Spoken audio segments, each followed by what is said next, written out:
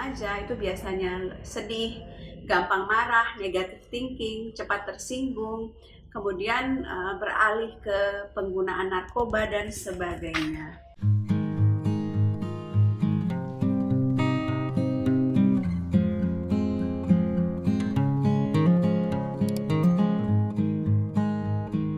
Hai semua, bertemu lagi bersama saya Dr. Sarifah dari Klinik Pasadena. Kali ini kita akan membahas tentang gangguan kejiwaan yang sering menderita kita di masa sekarang ini, terutama pada kalangan remaja, itu depresi. Depresi itu adalah gangguan mood yang bisa menetap berupa rasa sedih atau tidak bersemangat terhadap hal-hal yang tidak semestinya. Gejalanya bisa berupa rasa sedih, rasa kosong, hilang harapan, hilang semangat, kemudian tidak bisa beraktivitas, kemudian ada gangguan tidur, cepat marah, mudah tersinggung, frustasi ya, terhadap hal-hal yang kecil. Kemudian juga ada kelemahan fisik, merasa kurang energi, selera makan menurun, berat badan juga menurun, rasa gelisah, jantung berdebar-debar, pikiran pendek, merasa selalu gagal, tidak dibutuhkan, kemudian ada perasaan percobaan ingin bunuh diri, nyeri badan, sakit kepala ya, sehingga mengakibatkan gangguan aktivitas fisik, mengganggu hubungan antar manusia, serta sedih tanpa sebab yang jelas ya. Pada remaja dan anak itu gejalanya bisa sedikit berbeda. Pada anak biasanya akan merasa sedih dan rewel, cemas, mudah marah, kemudian mengeluh nyeri-nyeri badan, berat badan menurun dan tidak mau bersekolah. Sedangkan pada remaja itu biasanya sedih, gampang marah, negative thinking, cepat tersinggung, kemudian beralih ke penggunaan narkoba dan sebagainya.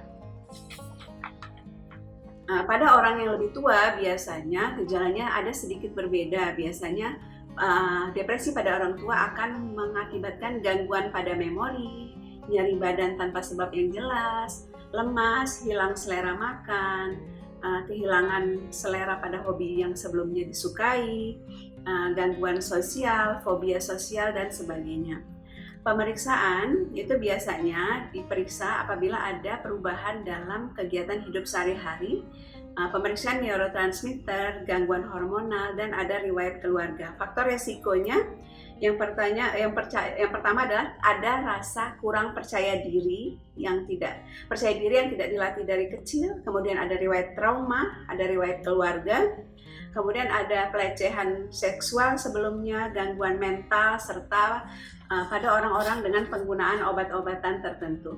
Komplikasi daripada depresi ini adalah biasanya orang cenderung meningkat berat badan, ada muncul nyeri-nyeri badan tanpa sebab yang jelas, beralih ke penyalahgunaan alkohol dan narkotika, kemudian ada sosial fobia, kemudian akan ada konflik dengan orang-orang sekitar, masalah di sekolah, di pekerjaan, ya, kemudian cenderung mengisolasi diri, menghindari interaksi sosial, muncul rasa mau bunuh diri serta mutilasi diri ya. Untuk mencegahnya yang pertama adalah ambil langkah untuk manajemen stres ya. Yang kedua ada coping, merangkul ya, metode coping, merangkul kawan, family ya, mendapat terapi seawal mungkin, patuh pada terapi karena terapi untuk depresi ini akan jangka panjang ya. Kemudian untuk diagnosanya itu dengan pemeriksaan fisik biasanya oleh psikiatri, kemudian pemeriksaan darah, kemudian pemeriksaan dari DSM-5 ya. Kecemasan itu termasuk salah satu tandanya. Kemudian tipe-tipe daripada depresi ya. Menurut DSM-5 yang pertama adalah tipe ansietas atau tipe cemas, di mana cemas berlebihan tanpa sebab yang jelas. Yang kedua ada tipe campuran. Tipe campuran ini kadang-kadang merasa sangat sedih, kadang-kadang merasa sangat mania ya. Kemudian ada melankolik feature gambarannya. Ini di mana gambaran ini adalah gambaran depresi yang lebih berat daripada yang ansietas atau major depresi. Kemudian ada yang atipikal, itu adalah tipe yang tidak terdeteksi secara spesifik. Kemudian ada psikotik, ini tipe depresi yang disertai dengan delusi dan halusinasi. Kemudian ada katatonik, yaitu depresi yang disertai dengan gangguan fisik. Biasanya tubuhnya menjadi kaku, tidak bisa digerakkan dan sebagainya. Kemudian peripartum depresi ini depresi pada orang yang sedang hamil, menjelang melahirkan atau postpartum setelah melahirkan. Kemudian ada seasonal feature, itu depresi pada saat atau kondisi-kondisi tertentu. Penyakit-penyakit lain yang biasa dihubung-hubungkan dengan depresi biasanya ada gangguan bipolar, cyclothymic disorder, disruptive mood dysregulation disorder, dan beberapa penyakit jiwa tertentu. Terapinya biasanya diberikan obat-obatan ya, selektif serotonin receptor inhibitor, kemudian bisa serotonin, norepinephrine inhibitor, bisa dengan atipikal antidepresan, trisiklik antidepresan, monoamin oksidase inhibitor, dan obat-obat penunjang misalnya untuk anti cemas dan obat-obat untuk stimulan semangat ya. Kemudian harus menemukan obat yang tepat, jangan stop obat sembarangan ya.